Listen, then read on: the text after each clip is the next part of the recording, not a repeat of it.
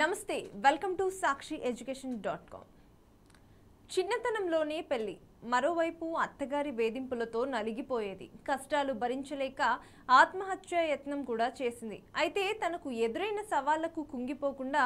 శక్తిని కూడగట్టుకొని ముందడుగు వేసింది నేడు దేశంలో అందరూ గర్వించేలా ఉన్నతమైన స్థానంలో ఉంది ఆమె కల్పన సరోజ్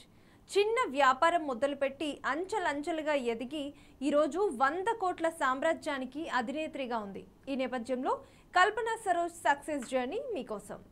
కల్పన సరోజ్ 1961లో మహారాష్ట్రలోని రోపర్ఖేడా అనే గ్రామంలో జన్మించింది ఈమె తండ్రి పోలీస్ కానిస్టేబుల్ ఈమెకు 12 సంవత్సరాల వయసులోనే పెళ్లి చేశారు పెళ్ళయ్యాక ఆమె తన భర్త కుటుంబంతో కలిసి ముంబైలోని ఒక మురికి వాడలో నివసించింది ఈ టైంలోనే అత్తింటి వేధింపులు భరించలేక చనిపోవాలని నిర్ణయం తీసుకుంది ఆత్మహత్య యత్నం కూడా చేసింది కానీ అదృష్టవశాత్తు అది విఫలమైంది ఆ తర్వాత బంధువుల ఇంట్లో ఉంటూ నెలకు 50 రూపాయల జీతానికి ఒక సంస్థలో ఉద్యోగంలో చేరింది ఆ తర్వాత పట్టు వదలకుండా నిరంతరం శ్రమిస్తూనే ఉంది 50,000 సాయంతో సొంతంగా బొటిక్ ఆ తర్వాత కేఎస్ ఫిల్మ్ ప్రొడక్షన్ అనే నిర్మాణ సంస్థను స్థాపించింది ఆ తర్వాత తనకున్న పరిచయాలతో కమానీ ట్యాప్స్ అనే రియల్ ఎస్టేట్ సంస్థను ప్రారంభించింది కంపెనీ స్టార్ట్ చేసిన తొలి రోజుల్లోనే విపరీతమైన నష్టాలను చవిచూసినప్పటికీ కల్పన సరోజ్ మాత్రం తన తెలివితేటలతో లాభాల బాట పట్టించింది ప్రస్తుతం ఈ సంస్థ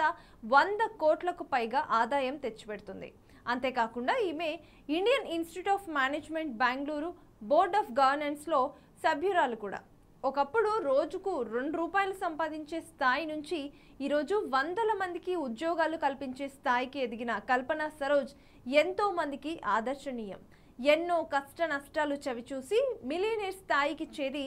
ఎంతో మందికి ఆదర్శంగా నిలిచిన ఈమెను నిజమైన స్లమ్ డాగ్ మిలియనీర్ అని పిలుస్తారు కల్పన సరోజ్కు 2013లో భారత అత్యున్నత పురస్కారాల్లో ఒకటైన పద్మశ్రీ పురస్కారం కూడా దక్కింది